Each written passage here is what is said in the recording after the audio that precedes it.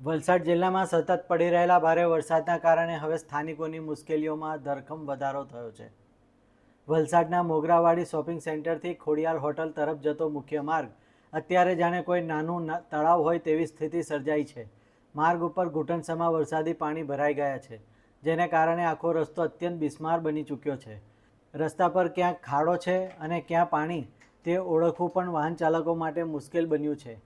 આ બિસ્માર રસ્તા અને જળબંબાકારની સ્થિતિના કારણે રોજિંદી અવરજવર કરતા સ્થાનિક લોકો અને રાહદારીઓને ભારે હાલાકીનો સામનો કરવો પડી રહ્યો છે.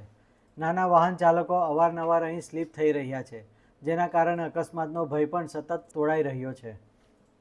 હું મોગરાવાડીમાં 27 વર્ષથી રહું છું, બરાબર. પણ અત્યારે જે હાલની પરિસ્થિતિ છે ને, એવી પરિસ્થિતિ કોઈ દિવસ નથી થઈ. અત્યારે તમે જોઈ શકો છો, આ જુઓ, બરાબર.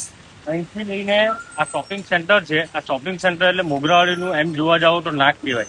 આજે કોઈ પણ સ્ટુડન્ટ, છોકરાઓ સ્કૂલે જાય, છોકરાઓ, છોકરીઓ, વડીલો ગાડી લઈને, આજે તમને ખબર છે કે મોગરાવાડીમાં વાહનવાળાએ કોઈ નથી આવતા ગંધારાની પ્રોબ્લેમના લીધે. તો અહીંયા અત્યારે 7 દિવસની અંદર નહીં તો 7 થી 8 છોકરાઓ પડ્યા છે. એક છોકરીનો તો પગ ફ્રેક્ચર થઈ ગયો છે. આ જવાબદારી કોની? એટલે મારું તંત્રને કહેવું એ છે, તંત્ર, કલેક્ટર સાહેબ, બરાબર. આજે કલેક્ટર સાહેબ બી સીસીટીવી કેમેરા આ છે, બરાબર, બધી રીતે સ્વચ્છતા અભિયાન ચલાવે છે, બધું સારું કામ કરે છે. પણ મોગરાવાડીમાં કેમ કોઈ જોવા નથી આવતું? આનો સવાલ મને મળી શકે ખરો? બરાબર. મોગરાવાડીમાં શું પબ્લિક નથી રહેતું? મોગરાવાડીને કોઈ હક નથી? મોગરાવાડીનું પબ્લિક કોઈ ટેક્સ નથી ભરતું?